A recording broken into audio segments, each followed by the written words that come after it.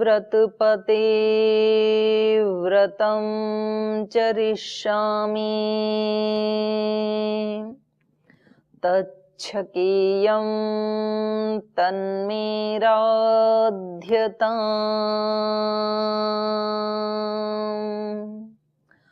इदमहमनृतात्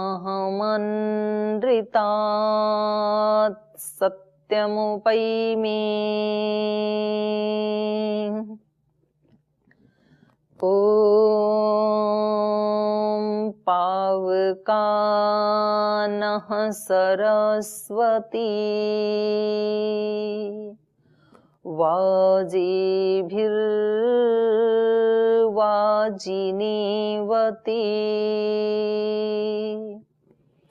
यज्ञं वष्टु धिया वसु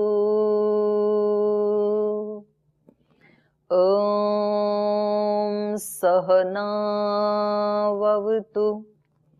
सहनौ भुनक्तु सह वीर्यं करवावहै तेजस्विनावधीतमस्तु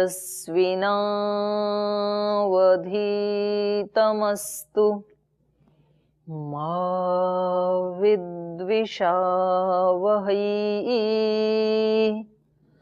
ॐ शान्ति शान्ति शान्तिः।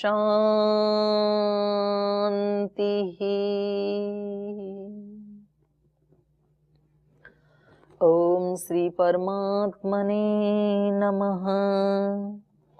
ॐ श्री गुरुभ्यो नमः। ओम। आज की कक्षा में आप सभी का हार्दिक स्वागत है, आप सभी का अभिनंदन है। और पिछली कक्षा को हमने छोड़ा था जो योग दर्शन में अंतराय बताए हैं योग के या योगी के, जो बाधाएं बताई हैं उस पे चर्चा की थी।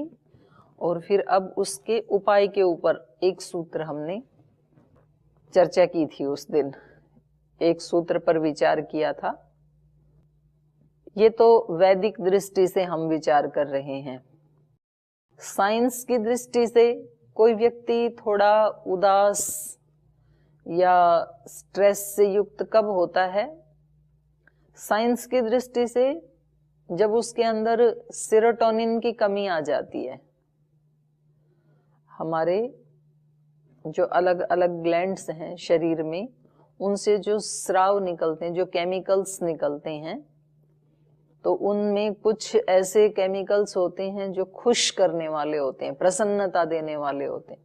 कुछ ऐसे होते हैं जो सैडनेस देने वाले हैं, व्यक्ति सैडिश हो जाता है। तो उनमें एक तत्व है सेरोटोनिन। तो इसकी जब कमी होती है तो व्यक्ति थोड़ा उदास हो जाता है, अनमना सा हो जाता है, प्रसन्नता नहीं रहती है। कोई उससे पूछे भाई क्यों उदास हो, सब कुछ तो है आपके घर में, तो बोले पता नहीं, अच्छा सा नहीं लग रहा है। तो इसका कारण है कि शरीर में सेरोटोनिन की कमी आ गई। ये निकलता कैसे है, तो कमी कैसे आई? 10% निकलता है माइंड से और 90% निकलता है गट से, माने पेट से कह लीजिए आप। गट का मतलब है यहाँ कंठ से लेकर के और पूरी ये जो लाइन है हमारी, और फिर आंतें, जो भी पूरा एक ये हमारा सिस्टम है, तो यहाँ तक। तो इससे पता लगा कि जो हम भोजन आदि खाते हैं उससे भी हमारा पेट बहुत प्रसन्न होता है सात्विक आहार लेने से। तो इसलिए मैंने बिल्कुल प्रारंभ वाले दिन ये चर्चा की थी कि सात्विक आहार सामने आते ही ये हमारे कम से कम 80 बिलियन सेल्स हैं गट के अंदर, ये खुश हो जाते हैं, कितना अच्छा खाना आ गया थाली में सामने। अब जैसे मेरे को इडली डोसे पसंद है सबसे ज्यादा, तो जब वो सामने आते हैं तो मेरे को बहुत अच्छा लगता है। और एक फल बहुत पसंद है, फल फ्रूट, तो अच्छी क्वालिटी के फल आए तो बहुत अच्छा लगता है। और जैसे मिर्ची मसाला तला भुना ये बिल्कुल भी पसंद नहीं है, तो जब वो सामने आता है तो लगता है आज ये खाना पड़ेगा। तो ऐसे सबकी अलग अलग पसंद होती है। तो हमारी कर्नाटक वाली बहनें मुस्कुरा रही हैं, सुजाता जी, आरती जी, कि हमारे प्रमोशन कर रहे हैं खाने का। तो सच में ही अपनी अपनी चॉइस है सबकी।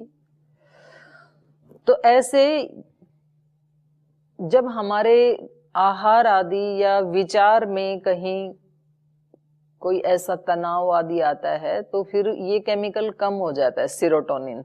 फिर दूसरा है एंडोर्फिन।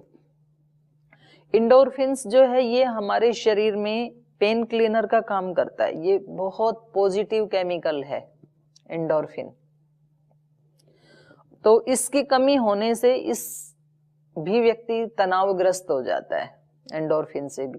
और इसका उल्टा है, जैसे ही एंडोर्फिन कम होगा कार्टिसोल ज्यादा निकलने लगेगा। कार्टिसोल निकलता है किडनी के ऊपर, जो छोटी छोटी 2 ग्लैंड हैं उनसे निकलता है कार्टिसोल। तो ये नकारात्मक केमिकल निकलते ही फिर व्यक्ति उदास होता है, तनावग्रस्त होता है। और हम क्या करते हैं, हम उसको मार्केट में किसी साइकोलॉजिस्ट के पास ले जाते हैं, उसको बच्चे को किसी डॉक्टर के पास ले जाते हैं। तो वो डॉक्टर्स तो प्राय उनको ना नींद की दवा दे देते हैं और फिर वो बेचारा एक तरह से बेहोश जैसी अर्ध मूर्छा जैसी स्थिति हो जाती है बच्चे की। और उसमें जो ये दवा है उसमें तो सभी में वो देते हैं आजकल, क्या बोलते हैं,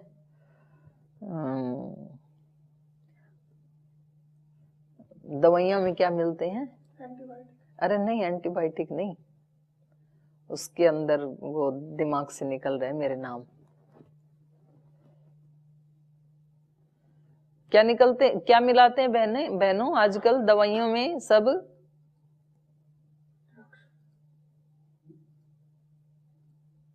क्या किसी को भी याद नहीं आ रहा? स्टेरॉइड।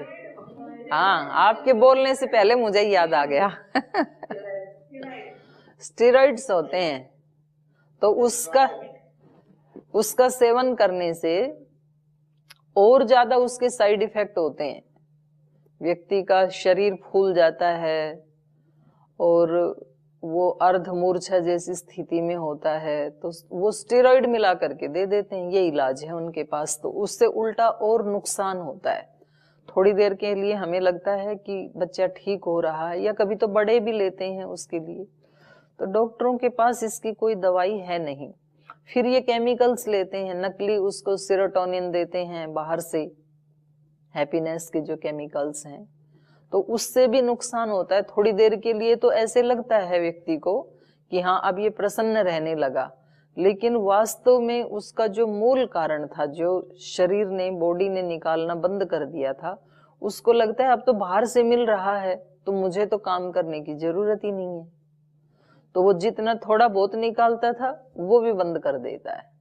तो लंबे समय तक अगर ये लें तो इसका बहुत ज्यादा नुकसान होता है फिर। तो हमें इसके वास्तव में परमानेंट इसका क्या उपाय हो सकता है, वो हमारे ऋषियों के पास है। तो उसके ऊपर आज हम चर्चा करेंगे। तो पिछली कक्षा में हमने चर्चा की थी तत्प्रतिषेधार्थम एक तत्वाभ्यास है। इन सब नकारात्मक केमिकल्स को, अंतरायों को हटाने के लिए प्रयास पूर्वक हमें अभ्यास करना है एक तत्व का। तो एक तत्व में 2 चीजें आती हैं। कुछ आत्मा को एक तत्व के रूप में लेते हैं कि हमें थोड़ी थोड़ी देर में ये याद रहे कि हम केवल शरीर नहीं हैं, हम चेतन तत्व हैं, चेतन आत्मा है। एक ही तत्व चेतन है। जैसे बाहर के जो शरीर की क्रियाएं हैं या उसके स्वरूप आदि हैं वो तो चेंज होते रहते हैं।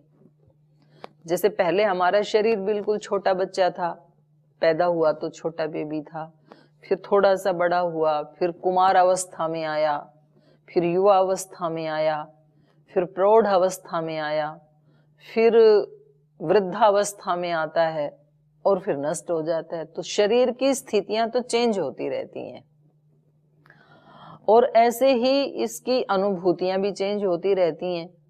व्यक्ति बोलता है ना ऐसे कि पहले मेरे को ये चीज बिल्कुल अच्छी नहीं लगती थी, अब मैं इसको खाने लगी या खाने लगा। पहले मुझे ये चीज बहुत अच्छी लगती थी, अब मैंने इसको छोड़ दिया। तो जो पहले खाता था वो मैं और अब छोड़ दिया वो मैं, दोनों एक ही हैं।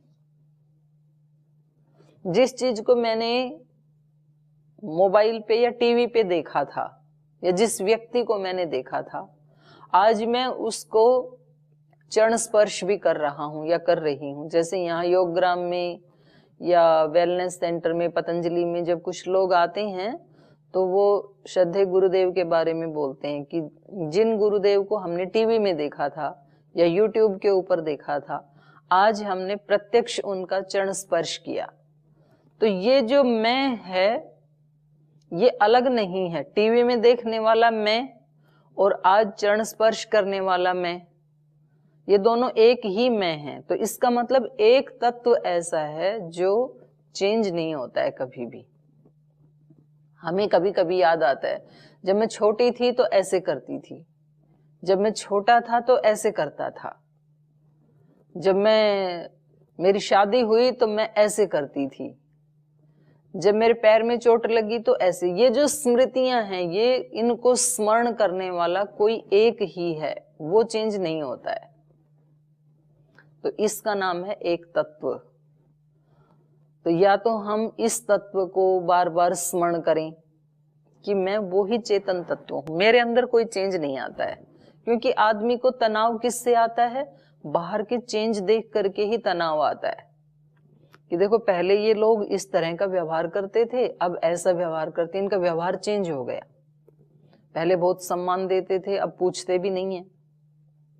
पहले इस घर में मेरी बहुत पूछ थी, अब जब से दूसरे लोग आ गए, बहू बेटे आदि आ गए, अब पूछते नहीं है। पहले संगठन में मेरी बहुत पूछ थी, अब तो नए नए लोगों की पूछ हो रही है, पुराने वालों को तो भूल ही गए। तो जब व्यक्ति को कुछ चेंज ऐसा मन के अनुकूल नहीं है, जो ऐसा चेंज जब आता है जीवन में तो उसको कष्ट होता है, फिर तनाव आता है उसको। पहले तो मैं इतनी दंड बैठक लगा लेती थी, पहले तो मैं 25, 30, 50 सूर्य नमस्कार कर लेती थी, अब नहीं कर पाती हूँ। तो इस चेंज को देख करके उसके मन में ऐसे आता है, थोड़ा तनाव आता है। तो फिर ये सोचना चाहिए कि ये चेंज होने वाला मैं नहीं हूं, मैं वही हूं, मेरे अंदर कोई चेंज नहीं आता है। मैं आत्मा हूं, मैं शुद्ध आत्मा हूं, पवित्र आत्मा हूं, बुद्ध आत्मा हूं, निर्दोष आत्मा हूं। एक बात, एक तत्व। अब देखो आप आजकल डॉक्टरों के पास क्या है? केवल स्टेरॉइड के कैप्सूल्स। और हमारे ऋषियों के पास कितने उपाय हैं, आपको आनंद आ जाएगा। एक नहीं अनेक उपाय बताएंगे, एक सूत्र नहीं, बहुत सारे सूत्र हैं। ये एक बहुत बड़ा टॉपिक है। आजकल विदेशों में भी ये कोर्स चलते हैं, लोग खोज कर रहे हैं खुश कैसे रहा जाए, खुश रहने के क्या क्या उपाय हैं। तो वो कोई कहते हैं कि उधर जाना चाहिए, घूमने के लिए जाना चाहिए, कोई कहते हैं शॉपिंग के लिए जाना चाहिए, कोई कहते हैं अलग अलग खाना होना चाहिए, कोई कहते हैं स्थान चेंज होते रहना चाहिए, एक ही स्थान पे नहीं रहना चाहिए। तो उनके अलग तरह की खोज है। अब स्थान भी चेंज कर लेते हैं उनके कहने के अनुसार, घूमने के लिए भी चले जाते हैं, लेकिन जहां घूमने के लिए गए थे वहां तो व्यक्ति तो चेंज नहीं हुआ ना, व्यक्ति तो वही है, वही पति और वही पत्नी। तो बाहर जाते हैं तो और ज्यादा तनाव लेके आते हैं, झगड़ा करके आते हैं। वहां मुंबई में जैसे शनिवार रविवार छुट्टी होती है तो सारे लोग कि यहाँ हम इतने तनाव में रहते हैं, सुबह से शाम तक ड्यूटी ड्यूटी। या बेंगलोर जैसे बड़े शहरों में, या दिल्ली में तो खैर नहीं है, तनाव तो है, मतलब ऐसा स्थान नहीं है जहां सब इकट्ठे होते शर्मिला जी हंस रही है। तो मुंबई में सब लोग सैटरडे संडे बोल बीच पे चलते हैं, वहां थोड़ा रिलैक्स होके समुद्र के किनारे बैठेंगे, कुछ खाएंगे पिएंगे, तो थोड़ा सा एक रिलैक्सेशन होगा।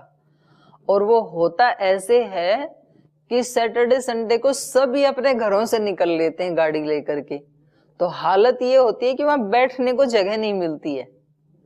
तो इससे अच्छा तो अपने घर ही थे, कम से कम बैठने को तो अच्छी भली जगह थी, सोफा था, तो वहां जाकर के तो बैठने को भी जगह नहीं मिलती। फिर सारे लोग कुछ खाने पीने के लिए ले जाते हैं, फिर वहां कूड़ा कचरा बिखेर देते हैं, उसको देख करके और ज्यादा तनाव आता है कि लोगों को कोई सेंस ही नहीं है, यहाँ आकर के ये कितना सुंदर स्थान था, ये सारा भर दिया, ये सारा गंदा कर दिया। तो वो सारे ऐसे ही सोच के आए थे और सारे अब एक दूसरे को देख करके ऐसा ही सोच रहे हैं, तो वापस आते हैं तो और ज्यादा थके हुए होकर के आते हैं, और ज्यादा तनाव लेकर के आते हैं। तो ये उपाय नहीं है वास्तव में। माने ये थोड़ी देर के लिए मान लो कोई ना भी मिले तो भी ये परमानेंट उसका सॉल्यूशन नहीं है, तो व्यक्ति को परमानेंट सॉल्यूशन ढूंढना पड़ेगा।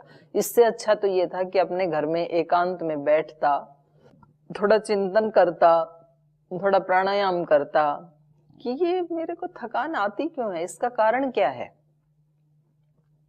तो हो सकता है ढूंढते ढूंढते ढूंढते शायद उसका असली कॉज मिल जाता, कारण मिल जाता है तो समझ लो निवारण भी मिल गया।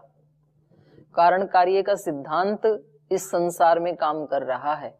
तो इसलिए सबसे बढ़िया तो तरीका ये है स्टार्टिंग इसको हटाने के लिए कि व्यक्ति ये सोचे कि इसका कारण क्या है, क्यों उदास हूं, यदि मेरे केमिकल्स कम निकल रहे हैं तो क्यों निकल रहे हैं।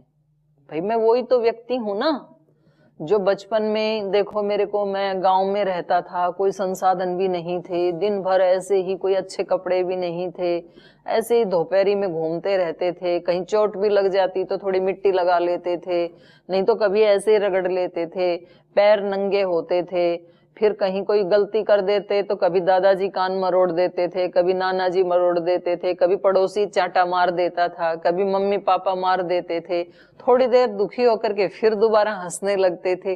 वही तो मैं हूं।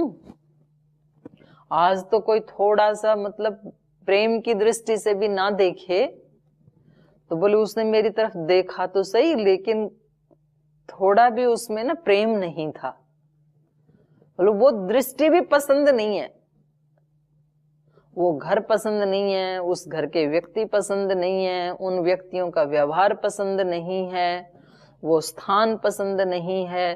तो हम सोचते हैं स्थान चेंज करेंगे, सब कुछ चेंज कर लेंगे, घर से निकल के बीच के ऊपर चले गए, स्थान चेंज हो गया। ये कपड़े बहुत दिन से पहन रहे हैं तो चलो शॉपिंग करके नए कपड़े लाते हैं, व्यक्ति कपड़े चेंज कर लेता है। ये खाना खाते खाते घर में बोर हो गए, चलो आज होटल में चलते हैं, खाना चेंज कर लिया।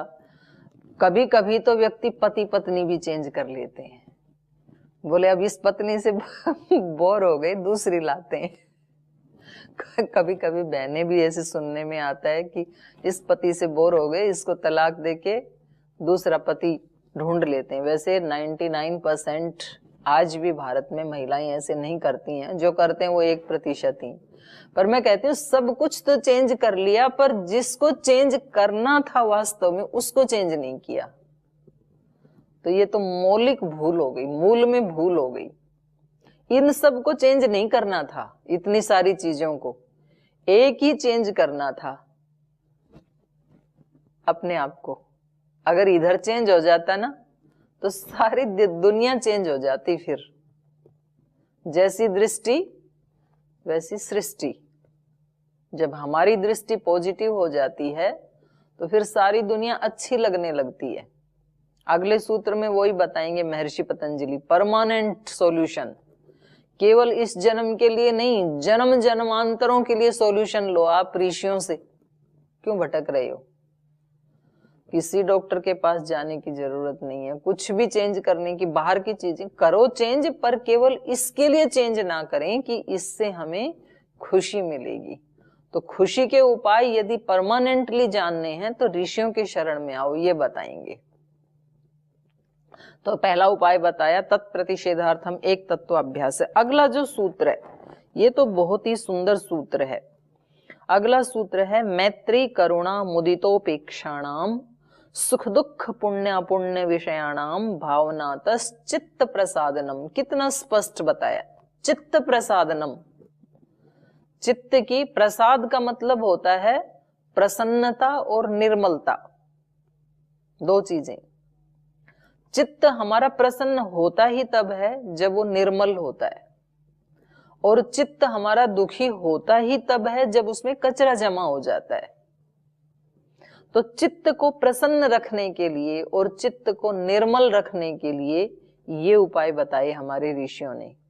क्या बताया कि देखो, आपको 4 प्रकार के लोग मिलेंगे संसार में, कुछ सुखी, कुछ दुखी, कुछ पुण्य आत्मा, कुछ पाप आत्मा जो पाप करते हैं।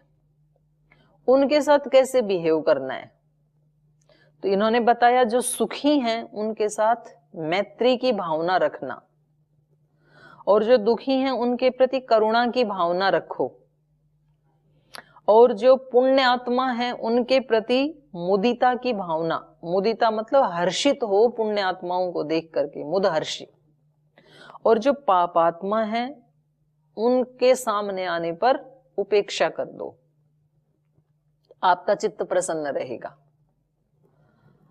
आपके लिए बड़ा बेनिफिशियल है ये भावनाओं की शक्ति क्या है, ये यहां से शुरू होती है।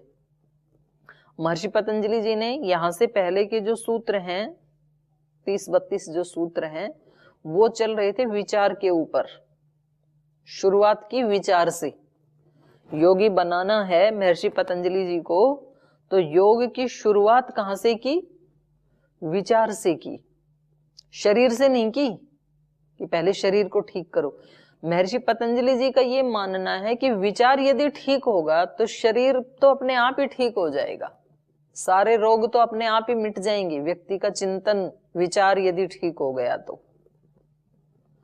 और फिर इसके साथ, विचार के साथ अगली चीज जोड़ दी भावना। ये तो विचार से भी ज्यादा पावरफुल है भावना तो, क्योंकि पहले भावना होती है तभी विचार उठते हैं, और फिर उस विचार के बाद कर्म होता है, और उस कर्म से फिर हमारा अच्छा या बुरा भाग्य बनता है, और उस भाग्य का फल हमें मिलता है। ये कर्म फल है और ये जीवन है जो हमारे ऋषियों ने हमें समझाया, और हम अपने जीवन में भी देख सकते हैं। ये तो इतना कठिन नहीं है, सरलता से समझ में आने वाला विषय है। पहले हमारी भावना होती है किसी चीज के प्रति, किसी वस्तु के प्रति, किसी व्यक्ति के प्रति, किसी सिचुएशन के प्रति, कैसी भावना है हमारे मन में। अब मैं आपको एक एग्जाम्पल देती हूँ। बिल्ली जब चूहे को पकड़ती है तो उन्हीं दांतों से पकड़ती है, और जब अपने बच्चे को पकड़ती है तो भी उन्हीं दांतों से पकड़ती है। जबड़ा अलग अलग नहीं है ना, लेकिन जब अपने बच्चे को पकड़ती है तो भावना कौन सी होती है? ममता की भावना, करुणा की भावना, प्रेम की भावना, सुरक्षा की भावना। और उसका परिणाम क्या आता है इस भावना का? बच्चा सिक्योर रहता है।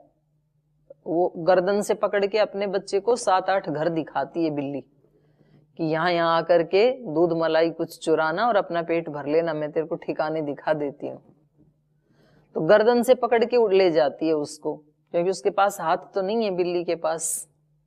और जब उसको चूहे को पकड़ती है तब भी उन्हीं दांतों से पकड़ती है। उस समय भावना क्या होती है? क्रूरता की भावना, हिंसा की भावना, दूसरे का जीवन लेने की भावना। अपने वाले बच्चे को जीवन देने की भावना थी और यहां जीवन लेने की भावना है। कर्म एक ही है, दांत से पकड़ना, लेकिन भावनाएं दोनों जगह अलग हैं, इसलिए रिजल्ट बिल्कुल विपरीत आता है। एक जगह किसी की जान चली जाती है, हिंसा हो जाती है, एक जगह किसी का पालन पोषण हो रहा है। तो ये हमारी भावनाओं की शक्ति है। घर परिवारों में कोई किसी से अप्रसन्न है, तनावग्रस्त है, दुखी है, और दूसरे व्यक्ति से पूछें कि ये आपसे खुश नहीं है, तो बोल जी क्या करें, इसको सब कुछ तो ला करके दे रखा है इस घर में, इस घर में अच्छा मकान है, अच्छा बेड है, अच्छा खाने को है, अच्छा पहनने को है, फिर भी ये खुश ना हो तो ना ही हो, हम क्या करें।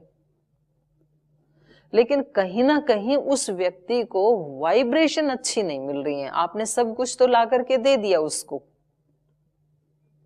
लेकिन आपने उसको भावना अच्छी नहीं दी। कहीं ना कहीं आपकी भावनाएं उसके प्रति कहीं हेट्रेड की हैं, या तो कहीं ना कहीं उपेक्षा की हैं, कहीं ना कहीं वाइब्रेशंस में, भावनाओं में कुछ तो त्रुटि है।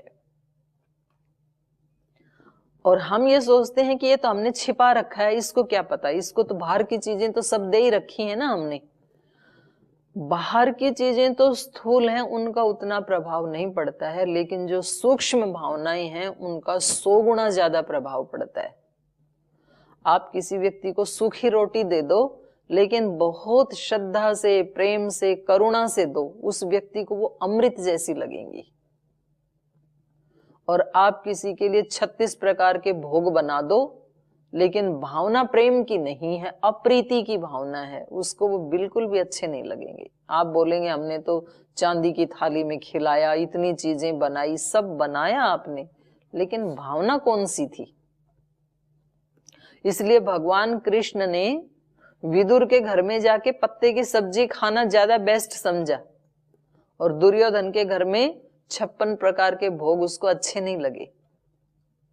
घर परिवार में भी देखते हैं, जिन परिवारों में परस्पर एक दूसरे के लिए सहयोग की भावना होती है, प्रीति की भावना होती है, हेल्प करने की भावना होती है, सम्मान की भावना होती है, वहां थोड़ा कम भी सैलरी मिलती है, छोटा भी घर है, तो बड़ा खुशी से जीवन बीतता है।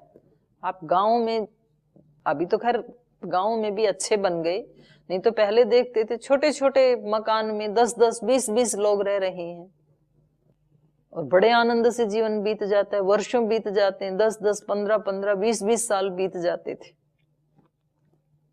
अभी इतना बड़ा 3 मंजिला मकान है, लेकिन उसमें 20 दिन बिताना दोभर हो जाता है।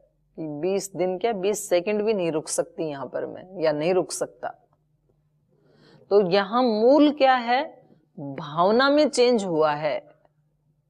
तो वास्तव में यदि आपको अपने घर परिवार में, या संगठन में, या अपने रिश्तेदारों में कहीं कोई इस तरह का स्थिति बनी हुई है, तो आप एक काम कीजिएगा, आप उनके प्रति अच्छी भावना भेजना शुरू करें। बोल जी अच्छी भावना तो हम उनके प्रति तब भेजें जब वो हमारे साथ अच्छा बिहेव करें, वो हमारे लिए अच्छा बिहेव करें, हम भी अच्छा ही करेंगे। तो अब स्थिति ये आ गई कि शुरुआत कौन करे, पहले वो हमें अच्छा भेजें या हम उनको अच्छा भेजें, शुरुआत किससे हो। शुरुआत तो भाई देखो उससे होगी जिसके पास ज्यादा है। उसके पास ज्यादा होता तो वो हमें भेज ही देता, हमें नहीं भेज रहा है, इसका मतलब उनके पास नहीं है, बेचारों के पास, हमारे पास भी नहीं है। तो 2 भिखमंगे इकट्ठे हो गए, पर हमें पता लग गया कि ये देने से मुझे अच्छा फील होगा और मेरे पास वापस लौट करके आएगा। जो मैंने बोया है वो मेरे पास आएगा, और कई गुना होकर के आएगा। जमीनी हकीकत जो हमारे पूज्य गुरुदेव भी बताते हैं। इसलिए अपने पास नहीं है तो भगवान से मांगो, भगवान जी मुझे ऐसी सामर्थ्य दो कि मैं इस व्यक्ति के बारे में अच्छा सोचूं, मैं इस व्यक्ति को कुछ दे सकूं।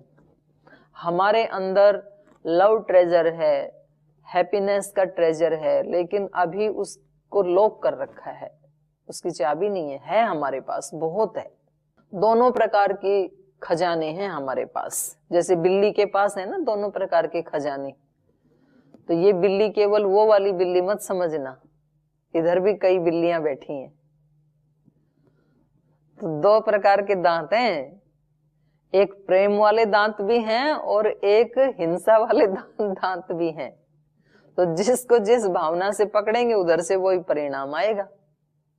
तो हमारे पास ऑलरेडी है, तो हमें अपने चित्त की प्रसन्नता के लिए, अपने कल्याण के लिए उसको देना शुरू करना है। किसी को बताने की जरूरत नहीं है, सारी समस्याएं अपने आप सोल्व हो जाएंगी 1-2 महीने में, मैक्सिमम 6 महीने में। आप भेजना शुरू कीजिए एक बार। उसमें हिम्मत तो करनी पड़ती है, क्योंकि हमारे चित्त में अभी उस व्यक्ति के प्रति बिल्कुल उल्टी खराब भावनाएं भरी पड़ी हैं। तो उसके प्रति, जैसे इन्होंने बताया ना कि सुखी के प्रति मैत्री की भावना रखो, तो ये कह रहे हैं तत्र सर्व प्राणीषु सुख संभोग उपपन्नेषु मैत्रीम भावयेत। जो व्यक्ति सुखी है, सब प्रकार के भोग ऐश्वर्य के साधन है जिसके पास, उसके प्रति मित्रता की भावना रखो। और होता क्या है वास्तव में, इस समय जो हमारे चित्त की स्थिति है उसमें क्या होता है, किसी व्यक्ति के पास धन ऐश्वर्य बढ़ता है, पद प्रतिष्ठा मिलती है उसको, वो सुखी होता है, तो अगर उस सुख में हमारा कोई स्वार्थ नहीं है या उसके सुखी होने से हमारे स्वार्थ को कोई आघात लगता है, तो हम उस व्यक्ति को देख करके सुखी नहीं होते हैं, बल्कि ईर्ष्यालु हो जाते हैं उसके प्रति। आप देख लीजिए, घर परिवार में पहले आप थे, फिर आपकी देवरानी आ गई, या देवरानी आई, ये तो पहले जेठानी है। तो जैसे ही वो आगे बढ़ती है, या कोई भाई हैं, एक भाई जब आगे बढ़ता है और उससे हमें ये पता लग रहा है कि इसके आगे बढ़ने से माता पिता रिश्तेदार इसको ज्यादा रेस्पेक्ट देने लगे हैं, तो हमारी रेस्पेक्ट के ऊपर हमें जो सुख मिलता था उस पे आघात हो रहा है, तो हमें उसकी उन्नति से ईर्ष्या होने लगती है, फिर ईर्ष्यालु हो जाते हैं।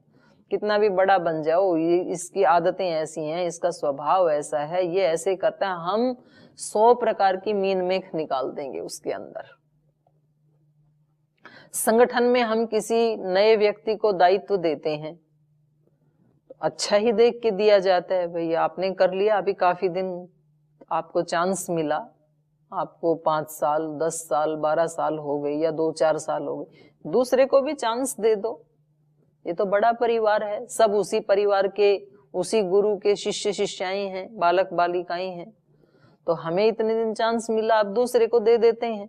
जैसे ही दूसरे का नाम लिया, अभी पद दिया भी नहीं था, ये तो मैंने खुद देखा है। ऐसे तो नाम लेते ही पहले उसकी खूब प्रशंसा करते थे, जी ये बहन मेरा बहुत सहयोग करती है, जी ये बहुत अच्छे से सेवा करती है। और जैसे ही नाम लिया कि अब इसको दे देते हैं, तुरंत उल्टी गिनती शुरू हो जाती है दोषों की। बोल जी आपको नहीं पता, वो तो मैं ही आपके सामने प्रशंसा करती थी, इसके अंदर ये दोष बहुत हैं। फिर वो दोषों की लिस्ट बन जाती। क्यों? क्योंकि जो मेरे को सम्मान मिलता था, जो मेरे को अपने गुरु से या एक बड़े परिवार से जो खुशियां मिलती थी, तो कहीं ऐसा ना हो कि इसके आने से वो इसको मिलने लगेंगी, तो मेरे सुख में तो आघात पहुंच गया ना। तो मेरा कोई स्वार्थ नहीं है। अगर मेरा स्वार्थ है उसके सुख में, तो फिर मुझे बहुत अच्छा लगेगा। मान लो कोई मेरा बहुत पक्का मित्र है और उसका सुख बढ़ रहा है, या हमारा कोई बच्चा है, हमारा पुत्र आगे बढ़ रहा है, तो कैसा लगता है? बहुत अच्छा लगता है। दूसरे को बताते और हैं, अब इसने ये डिग्री ले ली, अब इसकी वहां नौकरी लग गई, अब इसकी सैलरी बढ़ गई। तो यहां पर महर्षि पतंजलि जी कह रहे हैं कि जो भावना आपकी अपने वाले मित्रों के प्रति, जो मैत्री की भावना है, वो जब सुखी होते हैं तब हमें कितना सुकून मिलता है। ऐसे जब वो व्यक्ति सुखी है, जिसके सुख में हमारा कोई हिस्सा नहीं है, हमारा कोई स्वार्थ नहीं है, बल्कि उसको देख करके हमें चिढ़ आती है, तो महर्षि पतंजलि जी कहते हैं इससे तुम दुखी हो जाओगे, तुम्हारा चित्त स्ट्रेस से युक्त हो जाएगा। इसलिए यहां चेंज करो अपने चित्त को, आप सुखी होना शुरू करो। और जब आप सुखी होगे, आप बोलोगे देखो कितनी लक्ष्मी माता की कृपा है इसके ऊपर, कितने परमात्मा की कृपा हुई है, भगवान जी ऐसी कृपा हमारे ऊपर भी करना, तो आपके पास भी आने लगेगा। धनवान व्यक्ति को देख करके जब हम उसके धन की निंदा करते हैं तो ये उस व्यक्ति की निंदा नहीं है, ये साक्षात लक्ष्मी माता की निंदा है। और फिर लक्ष्मी कभी आएगी नहीं हमारे घर। लक्ष्मी कहेगी ये तो मेरी निंदा करने वाला है, तो इसके पास मैं क्यों जाऊं। कोई व्यक्ति विद्वान है, गुणवान है, और हम उसके गुणों के प्रति ईर्ष्या करते हैं और उसमें दोष निकालते हैं, तो ये उस व्यक्ति की निंदा नहीं है, ये तो साक्षात सरस्वती माता की निंदा है। तो फिर कभी सरस्वती आएगी नहीं हमारे पास, अज्ञान ही आएगा फिर हमारे पास, क्योंकि हम तो निंदा कर रहे हैं, हम तो खुद ही दूर भगा रहे हैं उसको। इसलिए हमें भावना ये करनी है, देखो इसने कितना पुरुषार्थ करके कितने अपने ज्ञान को बढ़ाया है, भगवान जी मुझे भी शक्ति दीजिए, मैं भी ऐसा बनूं, मेरे पास भी कुछ आए। और फिर आने लग जाएगा। पहले जैसी भावना की वैसे फिर विचार उठेंगे, वैसे ही फिर कर्म करने लगेंगे, वैसा भाग्य बनेगा, वैसा फल मिलने लग जाएगा।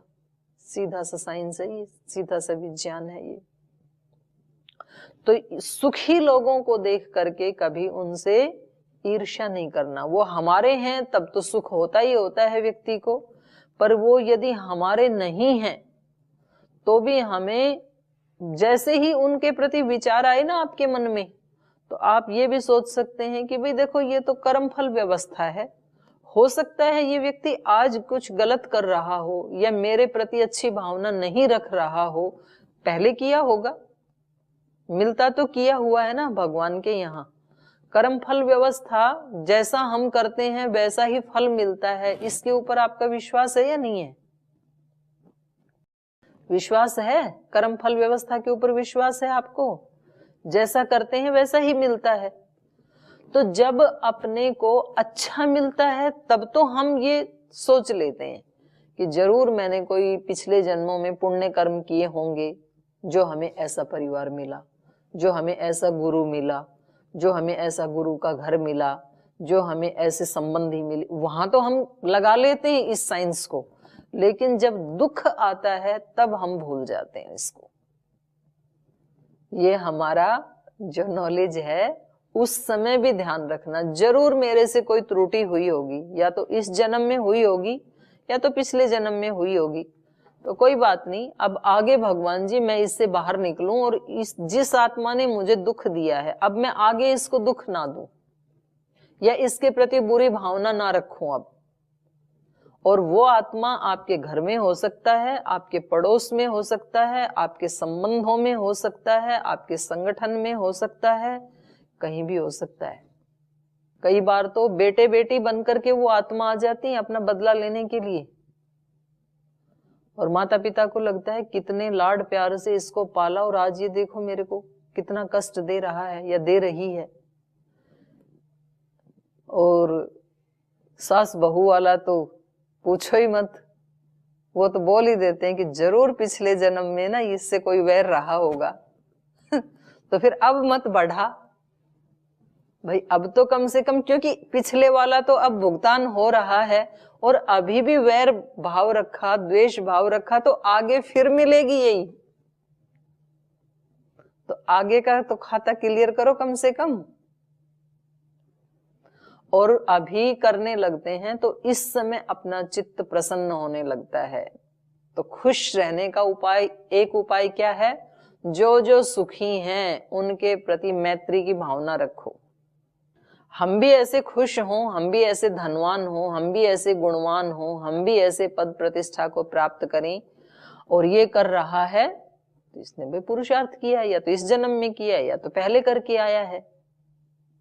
तो फिर अपना चित्त बिल्कुल शांत रहता है, नहीं तो चित्त पूरा उथल पुथल हो जाता है और उसमें फिर ना एंडोर्फिन निकलता है ना सेरोटोनिन निकलता है, फिर उसमें कॉर्टिसोल निकलता है और उसमें व्यक्ति न चाहते हुए भी फिर सिर बांध के पड़ता है और बहुत सारे डिजीज पैदा हो जाते हैं नस नाड़ियों में। पहला उपाय। दूसरा है, दुखी कोई व्यक्ति है तो उसके प्रति करुणा की भावना रखो। अब बिल्ली को ना अपने बच्चे के प्रति तो कितनी करुणा की भावना है, बिल्ली क्या शेर को भी होती है अपने बच्चे के प्रति कि मेरा बच्चा भूखा है तो इसको कुछ खिलाना है, करुणा की भावना, दूसरे का दुख देख करके करुणा की भावना होती है। जिससे हमारा संबंध है, कोई हमारा रिश्तेदार है, कोई हमारा परिवार का पारिवारिक जन है, और वो जब दुखी हो जाता है, बीमार पड़ जाता है, उसको कोई रोग हो जाता है, तो क्या भावना होती है हमारी? जल्दी से जल्दी ये ठीक हो जाए, मैं जो भी कुछ कर सकती हूँ इसके लिए वो मैं करने को तैयार हूं। ऐसे होता है ना, अपने परिवार का कोई व्यक्ति रोगी हो गया, उसको हॉस्पिटल लेके गए, पता लगा भाई इसको तो ब्लड देना पड़ेगा, बोल जी मेरा ले लो और इसको जल्दी से जल्दी ठीक कर दो। बोले आपका नहीं चढ़ेगा, किसी दूसरे का चढ़ेगा, इसका ग्रुप आपसे मैच नहीं करता है। तो उस समय कितनी करुणा की भावना होती है उस आत्मा के प्रति। और जब हमारा कोई दुश्मन जिसको हम मानते हैं उसके ऊपर कोई कष्ट आ गया, वो दुखी हो गया, तो हमें कैसा लगता है? निष्ठुर हर्ष की भावना आती है हमारे मन में। हम निष्ठुरता पूर्वक खुश होते हैं कि बड़ा अकड़ अकड़ के चलता था, आज भगवान ने दे दिया ना फल, अब अपने आप धरती के ऊपर आ जाएगा। अब आया ऊंट पहाड़ तले। मैं कई दिन बाद समझी इसका अर्थ क्या है। भाई ऊंट पहाड़ के नीचे आ गए, इसका क्या मतलब है? ऊंट पहले सोचता था कि मैं सबसे ऊंचा हूं, मेरी हाइट सबसे ऊंची है, मेरे जितना ऊंचा कोई नहीं है, कोई भी प्राणी। फिर एक दिन पहाड़ के पास आ गया तो पता लगा पहाड़ तो मेरे से कई गुना ऊंचा है। तो ऊंट को उसका अहंकार चूर हो गया, परेशान हो गया। तो इसलिए ऐसे बोलते हैं कि अब आया ऊंट पहाड़ तले, मतलब अब इसको पता लगा। तो ये भावना कैसी है?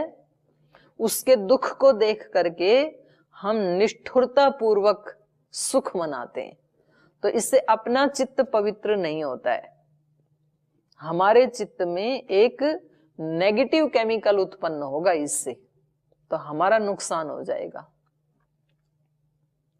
रोग अवस्था, वृद्धावस्था, स्ट्रेस की अवस्था, अप्रसन्नता की अवस्था, ये सब इससे आ रही हैं, ये सब कारण हैं। और इसका निवारण परमानेंटली वो ही है जो महर्षि पतंजलि जी ने बता दिया।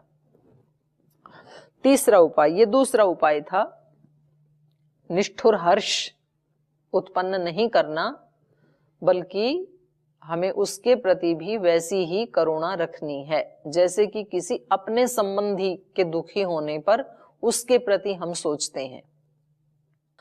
तीसरे हैं पुण्यात्मा। जो व्यक्ति हमारे संप्रदाय से संबंध नहीं रखते हैं, हमारे मत के लोग नहीं हैं, किसी दूसरे मत को मानने वाले हैं, किसी दूसरे संप्रदाय को मानने वाले हैं, और वो जब बहुत आगे बढ़ रहे होते हैं तो हम खुश नहीं होते। हमारे मत पंथ का, संप्रदाय का व्यक्ति आगे बढ़ रहा है तो बहुत खुश होते हैं। अब 2 दिन पहले पूज्य गुरुदेव का जो वो वैक्स का मूर्ति का अनावरण हुआ, वहां पर लगेगा, लंदन में लगेगा, तुषाद मैडम का, तो कितना हर्ष हुआ, कितना अच्छा लगा। ऐसे ही कोई और व्यक्ति आगे बढ़े तो कैसा लगेगा? तब लगेगा कि कहीं कोई न्याय नहीं है, ऐसे कोई भी व्यक्ति किसी को भी खरीद लेते हैं, सब ऐसे ही चलता है, इन्होंने किया क्या है, ऐसे लगता, मतलब उतना हर्ष नहीं होता है।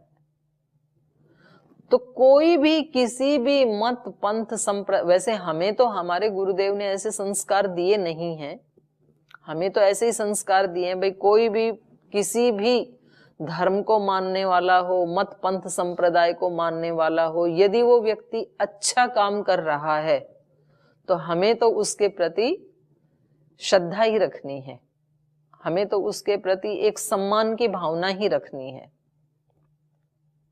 तो वो ही ये बता रहे हैं, महर्षि पतंजलि जी भी ये बता रहे हैं कि पुण्यात्मा कहीं भी हो तो वहां मन में, सामान्य रूप से मन में असूया आ जाती है, या तो अमर्ष का भाव, अमर्ष कहते हैं सहन नहीं करना, हमें सहन नहीं होता है, अच्छा नहीं लगता है, कोई दूसरा आगे बढ़ता है तो पुण्यात्मा बनता है तो एक अमर्ष का भाव आता है, एक पिशुनता का भाव आता है। पिशुन कहते हैं चुगली करना। इस कार्यक्रम में ये जो हमारा वैल्यू एडिड कोर्स चल रहा है, जीवन के मूल्यों को ऐड करना। वैल्यू एडिड का मतलब क्या है? जो जीवन की वैल्यूज हैं, जीवन की वैल्यूज हैं सत्य, धर्म, क्षमाशीलता, सहनशीलता, ये जीवन के मूल्य हैं कि भाई कुछ भी हो हम सत्य को नहीं छोड़ेंगे, कुछ भी हो जाए तो हम उनको क्षमा कर देंगे। इन वैल्यूज को ऐड करना अपने जीवन में, उसको कहते हैं वैल्यू एडिड कोर्स। तो मानो इस कोर्स में आपने भाग लिया, आप अपने जीवन में वैल्यूज को ऐड कर रहे हैं और आपके साथ ही आपका बिल्कुल विरोधी व्यक्ति भी जुड़ा हुआ है। वो कहता है मैं भी अपने जीवन में वैल्यू ऐड करना चाहती हूँ या चाहता हूँ। तो उसको स्क्रीन पे देख के आपको लगता है कि हाँ ये करेगी, देखो ये भी वैल्यू ऐड करने वाली है अपने जीवन में, इसका कुछ नहीं सुधरना, ये भी जुड़ी है इस कोर्स में लेकिन इसमें कोई चेंज नहीं आने का है। ये जो भावना है ये कैसी भावना है? किसी को आगे पुण्यात्मा बनते हुए देख करके खुश न होना, उसकी चुगली करना, अमर्ष, उसकी निंदा करना, उसको सहन न कर पाना, ऐसे होता है सामान्य चित्त में, दुखी चित्त में। और इससे उल्टा करना है हमें, उसको देख करके हमें क्या करना है? मुदिता की भावना, हर्ष की भावना कि चलो कितना अच्छा हुआ, ये व्यक्ति भी आगे बढ़ रहे हैं, हम भी कोशिश कर रहे हैं, कितना अच्छा होगा जब हम दोनों ही आगे बढ़ जाएंगे तो हमारे बीच के भी जो कुछ मिसअंडरस्टैंडिंग्स थी वो दोनों निकल जाएंगी। आत्मा तो दोनों ही पवित्र है ना, कुछ बीच में मिसअंडरस्टैंडिंग्स आ गई थी, ठीक हो जाएंगी, फिर से वही प्रसन्नता का भाव, हमारा चित्त पवित्र हो जाएगा। क्योंकि चित्त में जब कोई नेगेटिव विचार या भाव किसी के प्रति हम रख लेते हैं तो चित्त दुखी हो जाता है, अप्रसन्न हो जाता है, गंदा हो जाता है, और उसके प्रति दोबारा हम पॉजिटिव भाव और पॉजिटिव विचार रख लेते हैं। क्योंकि हर व्यक्ति में देखो कुछ ना कुछ तो अच्छा होता ही है, कुछ ना कुछ दोष होते भी हैं, ये सभी के चित्त की बात है। आप लोग मेरे को सुनते हैं तो इसका ये मतलब तो है नहीं कि मेरे अंदर एक भी दोष नहीं है। अगर एक भी दोष नहीं होता तो इस धरती पे क्या कर रही होती मैं? मोक्ष में मिलती फिर तो। लेकिन आपको मेरे दोष क्यों नहीं दिखते? क्योंकि आप उधर देखते ही नहीं हैं। आपको अच्छी क्यों लगती हूं मैं, या मुझे आप सब अच्छे क्यों लगते हो? क्योंकि मैं आप लोगों का जीवन का केवल वही पक्ष देखती हूं जो आपके अंदर गुण है, इसलिए मुझे आप सब बहुत अच्छे लगते हैं। आपको स्क्रीन पे देखते ही हैप्पी हार्मोन्स पैदा हो जाते हैं मेरे को तो क्योंकि उसको देखना ही नहीं है ना। और आप वैल्यू एडिड कोर्स ज्वाइन कर रहे हैं, स्किल एनहेंसमेंट, अपनी स्किल को बढ़ा रहे हैं, तो इसको देख करके बहुत अच्छा लगता है। ऐसा सबके प्रति लगना चाहिए।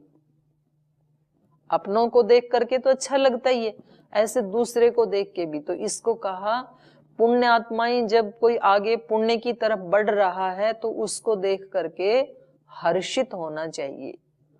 उसके बारे में ये आपको चेक करना है अपने चित्त को कि किस किस के बारे में अंदर जो हमारे आत्म संवाद चलते हैं ना, अंदर अंदर आत्म संवाद चलते रहते हैं पूरे दिन भर, काम कुछ और कर रहे हैं, बात कुछ चित्त में और घूम रही होती है।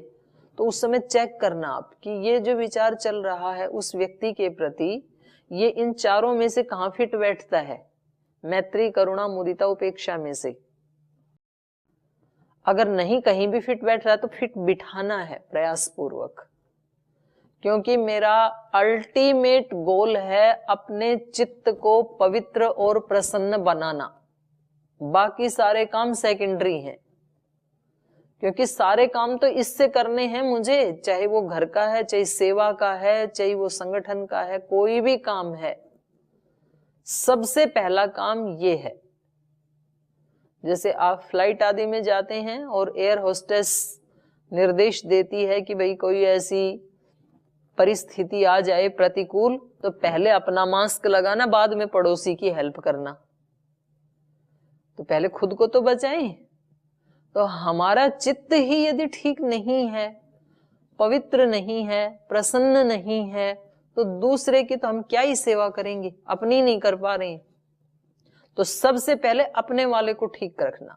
देखो, घर परिवार में, रिश्ते नातों में, संबंधों में, संसार में कुछ ना कुछ तो ऊंचा नीचा सबके यहाँ होता ही रहता है। तो उस स्थिति में पहले अपने को बचाना प्रयास पूर्वक, इसी का नाम योग है।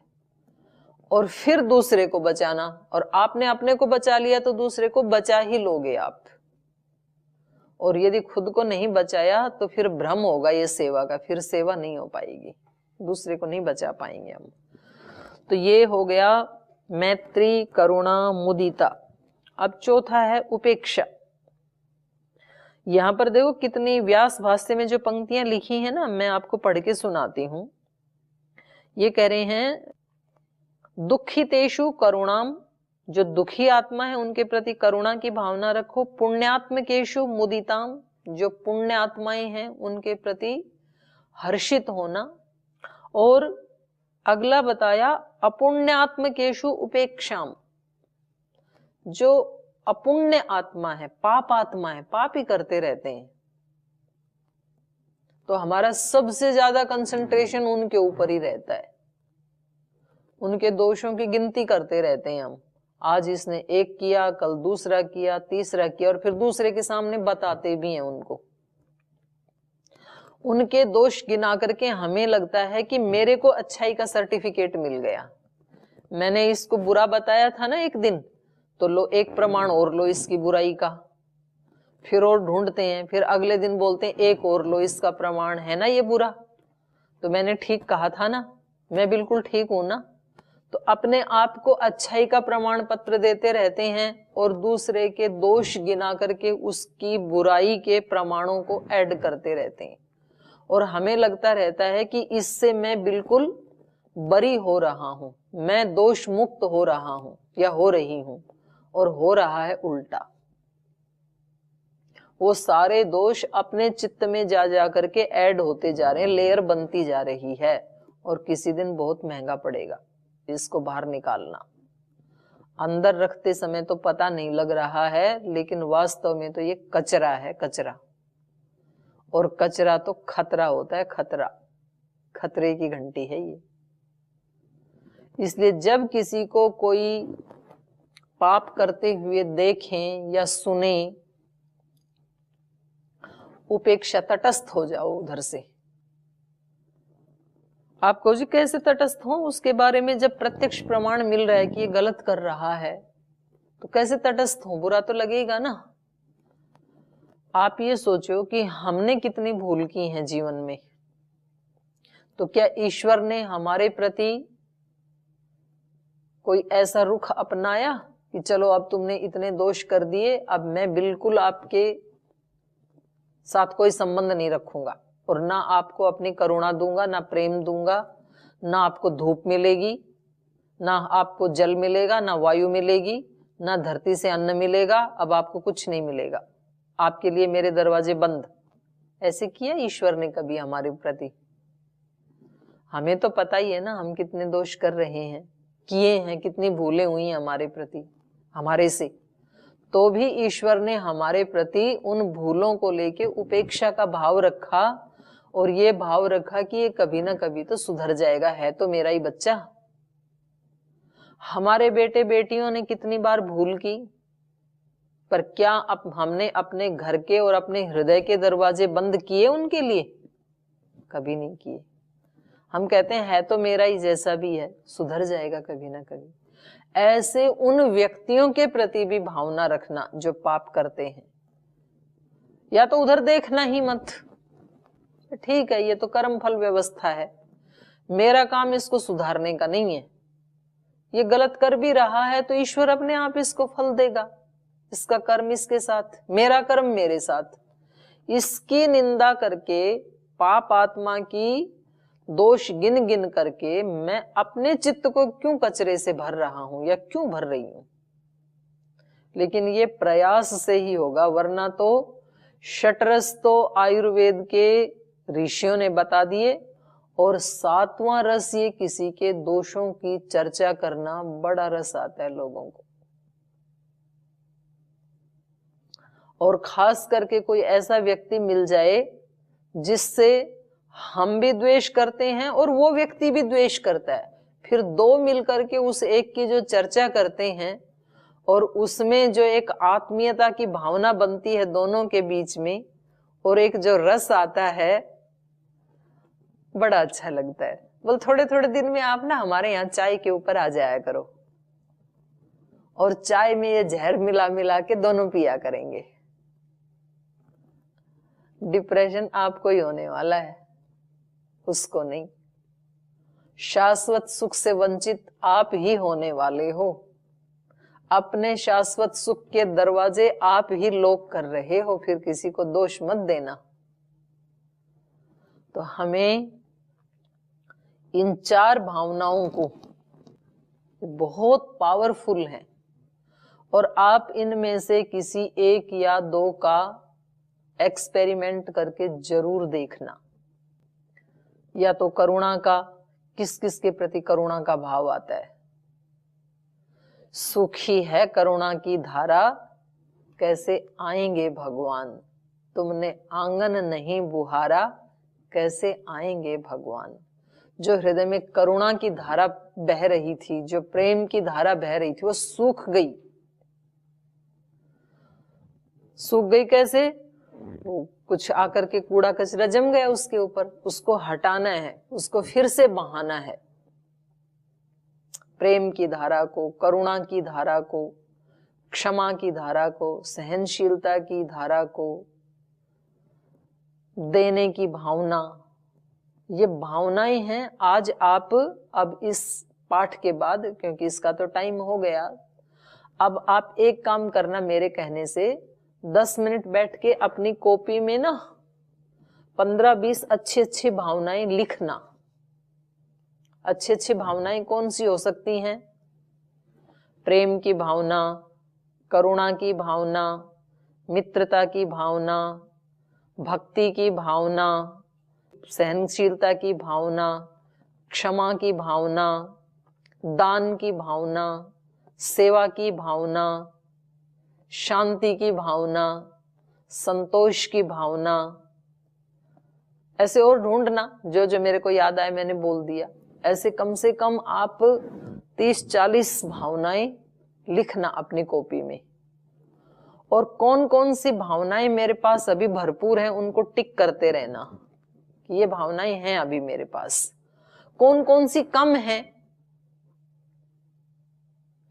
उसके ऊपर क्वेश्चन मार्क लगाना और उसको उत्पन्न करना है। फिर तो हो सकता है 2-4 दिन में वो भावना भी आ गई। जैसे मान लो समर्पण की भावना अभी नहीं है हमारे अंदर, या है तो फिर कंडीशनल है।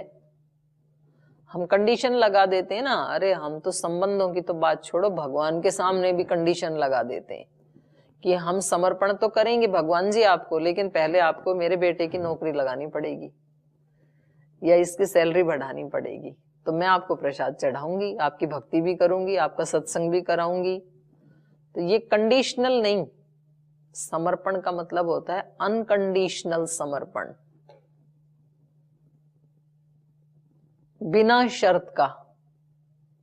तो ये मेरे पास है कि नहीं है, ये भावना नहीं है तो हमें विकसित करनी। अच्छी अच्छी भावनाओं को लिखना। शांति की भावना है कि नहीं मेरे पास, संतोष की भावना है कि नहीं मेरे पास, जितना मिला है वो मेरी औकात से ज्यादा ही मिला है, ये भावना मेरे पास है कि नहीं है। नहीं है तो इसको उत्पन्न करना है। और आप देखोगे कि इसको लिखने और इसके सोचने में ही आपका स्ट्रेस तो गया, आपकी चिंता ही गई। आप तो अपने आप को बहुत एनर्जेटिक फील कर रहे हैं। आपको लगता है कि ये तो मैं और भी किसी को बताऊं, मेरे को कितना अच्छा लग रहा है। आप बांटने की मुद्रा में आ जाएंगे। जो कभी आप दूसरे से लेने का सोच रहे थे, पति भी प्यार नहीं करता है, सास तो कभी कर ही नहीं सकती है, उसका तो नाम ही सास है, बहू भी नहीं करती है, बच्चे भी नहीं पूछते हैं, आजकल तो कोई भी मेरी परवाह ही नहीं करता इस घर में। तो सबकी तरफ ऐसे हाथ थे कि कोई तो दे दो थोड़ा सा तो। और अभी क्या हो जाएगा, आप दूसरे को देंगे, खूब सारा आपके पास ही आ जाएगा। आपको लगेगा इसकी भी थोड़ी हेल्प कर देती हूँ, तो फिर उसको, बच्चे को आप बुलाओगे, उसको थोड़ा पुचकारोगे, उसको कुछ 2-4 रुपए दे दोगे, बच्चा भी सोचेगा ये दादी माँ में आज कैसा परिवर्तन आ गया, चमत्कार हो गया ये तो। पति को भी थोड़े आपके लिए चाय बना दूं क्या, अब ये आपके कपड़े रखे हैं आयरन कर देती हूँ, ऐसे किया करो, तो उसको भी लगेगा इसमें तो कुछ चेंज आ गया आज, ये मेरी इतनी केयर कैसे करती है, कल तक तो मेरी बिल्कुल केयर नहीं करती थी, आज कुछ एक्स्ट्रा केयर कर रही है ये मेरी। तो आपको पता चलेगा कि आज मेरे पास बहुत है बांटने के लिए, इसलिए बांट रही हूं। तो उसको ऐसे आप इन अच्छी भावनाओं के ऐश्वर्य से, खजाने से खूब संपन्न बने, खूब आप दूसरे को 2-2 हाथों से बांटें और आपके पास भी भरपूर मात्रा में हो, हम सब का चित्त प्रसन्न हो, निर्मल हो और हम उस अदृश्य शक्तियों के भी पात्र बने। इसी भावना के साथ आज की कक्षा को यहाँ विराम देते हैं। आप इसके ऊपर और चिंतन कीजिए, तो कल भी हम थोड़ा चिंतन इसके ऊपर करेंगे। आज यहीं सबको प्रणाम करते हुए अब यहीं विराम लेते हैं। ओम